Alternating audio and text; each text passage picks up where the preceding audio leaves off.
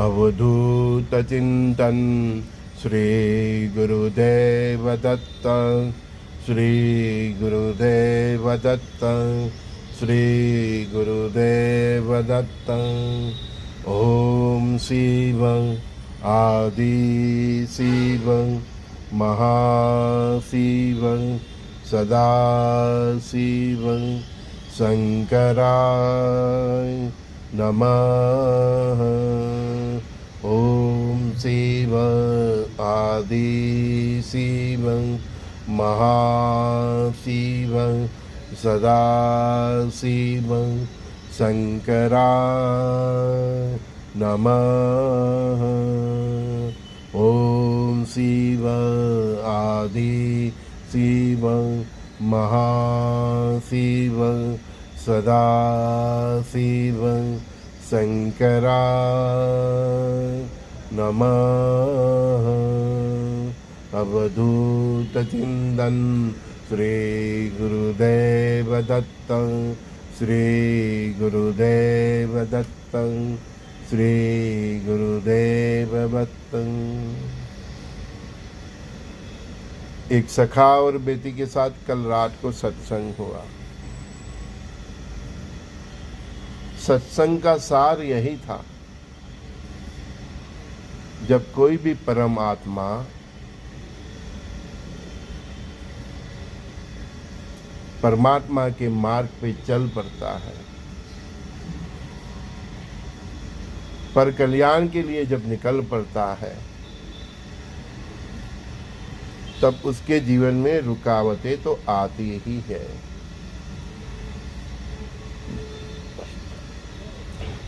कई बार ये रुकावटें परिवार की तरफ से आती है।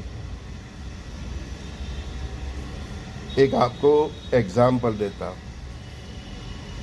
आप कहीं मंदिर के पास, आप कहीं मंदिर दर्शन करने जाते हैं, दर्शन करके आते हैं, आपको कोई एक मांगने वाला मिल जाता है।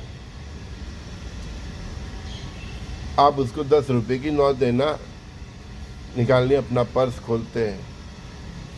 आप पत्नी हो तो आपका पति, आप पति हो तो आपकी वाइफ आपको रोकेगी, मत दो, ये इसका ऐसा यूज करेगा, ये करेगा, ये करेगा, ये काम धंधा नहीं करता है, ये नहीं, बस मफत का, ऐसा कुछ न कुछ आपको एडवाइस देगा। और आप जो 10 रुपया की नोट, 20 रुपया की नोट या 100 रुपये, 50 रुपये जो उसको देना चाहते थे, आप अटक जाओगे अगर आपने उसकी बात को सुन ली तो। दूसरे ऐसे भी जीवात्मा होते हैं, वो ऐसी सब बातों को निगलेक्ट करके उसको जो कर्म करना है वो कर देता है कि मेरा काम तो 20 रुपया देना है, वो चाहे उसकी सब्जी खाए, चाहे कुछ भी करे। परमात्मा भी हमें यही कहते हैं कि हे संजय, मैं आपको गेहूं दे देता हूं, मेरा काम गेहूं देना है। आप उसकी रोटी बनाओ, आप उसके कंसार बनाओ, भाखरी बनाओ, आपका कर्म है, आप उसको फेंक दो। देखो परमात्मा पृथ्वी के लक्ष्मी के रूप में कितने कितने हमको संसाधन देते हैं। परमात्मा का काम देना है, हमने उसका व्यापार बना लिया है। हम केवल बीज डालते हैं और गेहूं, चावल, सब धन धान्य, मतलब सब धान्य अपने आप ही उग जाते हैं। वो अच्छी तरह से पके, इसके लिए का जो एटमॉस्फेयर चाहिए वो भी परमात्मा ही क्रिएट करते हैं। सब कुछ वही क्रिएट करते हैं, हमको केवल हमारा हाथ यूज़ करना है, हमारे मन से, हमारे तन से हमको केवल उसके साथ जुड़ना है, उसकी रखेवाली करना है, वो अच्छी तरह से फूले फाले उसकी कोशिश करना है। तो सब कुछ परमात्मा ही देते हैं। तो परमात्मा तो दे देते हैं, आप इसका कैसा मतलब इस्तेमाल करते हो आपके ऊपर है। आपके पुण्य से, परमात्मा की करुणा से परमात्मा धन धान्य समुद्री आरोग्य आयुष्य दे देते हैं। आप उसका किस दिशा में उपयोग करना चाहते हो वो आप पे है। वही आपका जन्मों जन्म का चक्कर बनाता है या काटता है। पुण्य से प्राप्त हुई सामर्थ्यता आप अच्छे मार्ग पे यूज़ करते हो तो आपका कल्याण होता है। जन्म मरण के फेरे कट जाते हैं, परधाम जाते हैं, परमपिता परमात्मा के साथ रहने का अवसर प्राप्त होता है। और पुण्य से प्राप्त हुई संसाधन संपत्तियों को, सामर्थ्य को आप गलत रास्ते पे अय्यासी पर और गलत रास्ते पे उसका आप यूज़ करते हैं तो आपको आपका पतन होता है। तो देने वाला तो दे देते हैं, आप इसका किस प्रकार से यूज़ करते हैं उसके ऊपर ही आपका भविष्य है।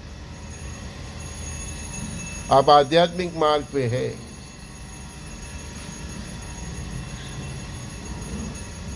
तो आपको कई बार इसी प्रकार आपका परिवार आपको रोकता है।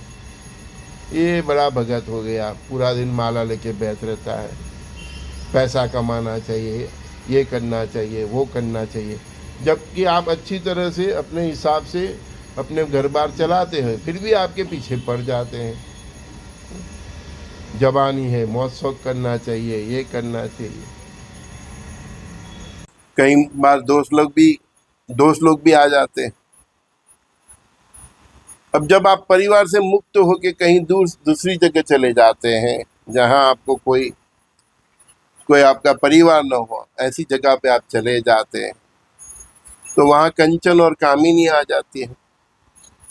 कंचन એટલે केवल सोना नहीं, धन धान्य समृद्धि, और कामिनी એટલે स्त्री या पुरुष।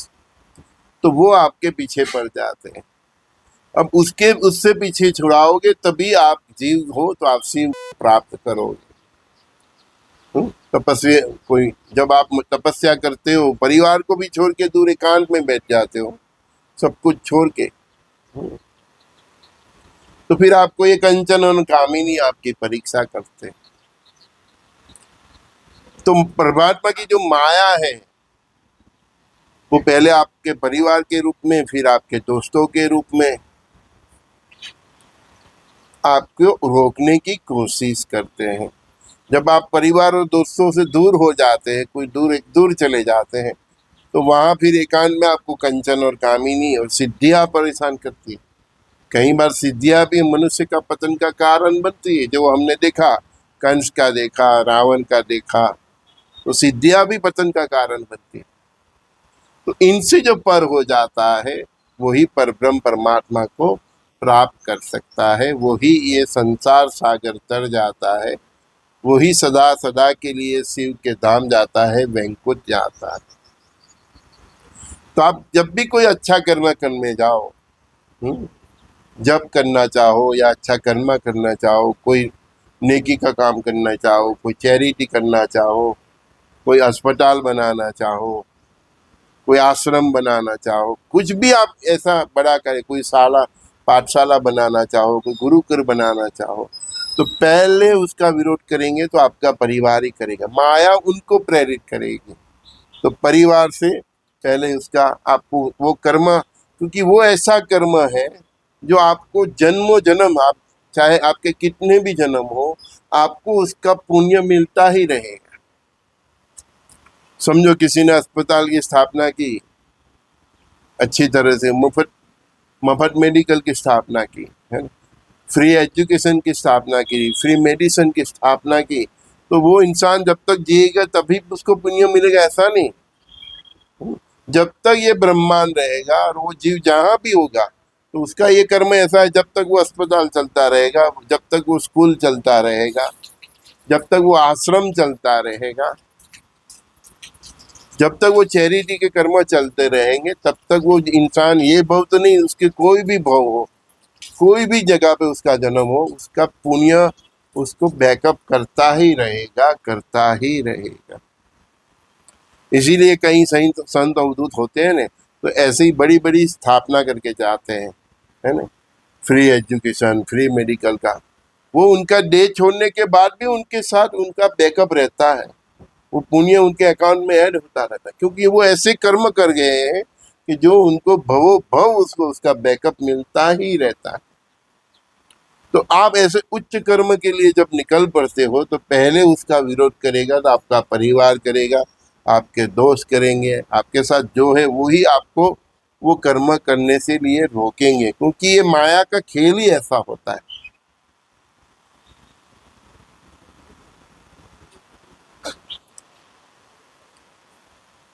कोई भी जब जीव जब उद्धवगति की ओर जाता है तो उसको रोकने का काम माया पहले उसके परिवार दोस्त उसके साथ जो भी है उनमें से कोई ना कोई उसके साथ ऐसी बात करते रहेंगे, और वो उस कर्म से, क्योंकि ये ऐसा कर्म है, ऐसा दिव्य कर्म है जो इंसान को जन्मों जन्म भवो भव उसकी एनर्जी उसके पुण्य उसको बैकअप में मिलते ही रहेंगे। तो यही तो परमात्मा की लीला है। फिर वो परिवार छोड़ दे, सब दोस्तों को भी छोड़ दे और कोई एकांत में चला जाए, और उधर भी कोई अच्छा काम करे तो उधर सब सिद्धियां उसको परेशान करती है, कंचन और कामिनी परेशान करती है। स्त्री हो तो पुरुष के मोह में आ जाती है, पुरुष हो तो स्त्री के मोह में आ जाती है। धन धान्य समुद्र के ऐश्वर्य में वो लपट जाता है और वो पतन होता है। कि जो भी इंसान उद्धवगति के मार्ग पे चलता है, परम मार्ग पे चलता है, ऐसे बड़े बड़े पुण्य के काम की और जब अग्रसर होता है तो उसको डाउनफॉल करने के लिए माया परिवार दोष और फिर कंचन और कामिनी के स्वरूप में उसका पीछा करती ही रहती है। इसीलिए हमारे शास्त्र में बोला है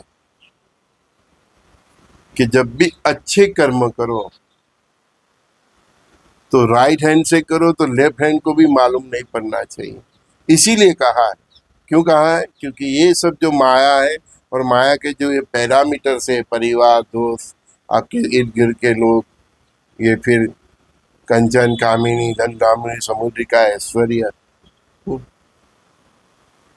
वो आपको रोकने के लिए अपनी पूरी ताकत लगा देती है। इसीलिए हमारे यहाँ गुप्त दान का भी महत्व है। कोई शोर नहीं, कोई किसी को बताते ही नहीं, बस अपने हृदय में आया प्रेरणा ही जाके चुपचाप कर दिया है। किसी को मालूम नहीं, वो ही जानता है। किसी संस्था है तो उसके गले में जाके डाल दिया, चेक डाल दिया अननोन नाम से। इसीलिए करते हैं ये, इसीलिए हमारी गुरु परंपरा में गुप्त दान और राइट हैंड से दान किया तो लेफ्ट हैंड को भी मालूम नहीं पड़ना चाहिए, इतना गुप्त दान। क्यों? क्योंकि जैसे ही आप ये अपना हृदय का भाव व्यतीत करोगे, जताओगे, तुरंत वो माया परिवार दोस्त सखा मित्रों को प्रेरित करके आपको रोकने की कोशिश करेंगे। और वो माया आप उधर से बाहर निकल गए तो फिर आगे वो पैरामीटर्स आपने छोड़ दिया तो आगे आपको कंचन और कामिनी के रूप में भी पीछा आपका नहीं छोड़ेगी। तो उससे पीछा छुड़ाना है तो जो भी कार्य करिए राइट हैंड से करिए, तो लेफ्ट हैंड को मालूम भी नहीं पड़ना चाहिए। बहुत शोर बकोर करके कार्य मत करो, क्योंकि ये माया एक्टिव हो जाती है परिवार दोस्तों सखाओं के रूप में, आपकी बुद्धि को आपके चित्त को आपको मन को प्रभावित करके आपको वो कर्म करने से रोकती है कि जो आपको भवो भव तक आपको पुण्य का बैकअप देती रहती है। संजय दस्तिका प्रातःकाल के सत्संग में सभी को प्रणाम। श्री गुरुदेव दत्त कृष्णम वंदे जगत गुरु।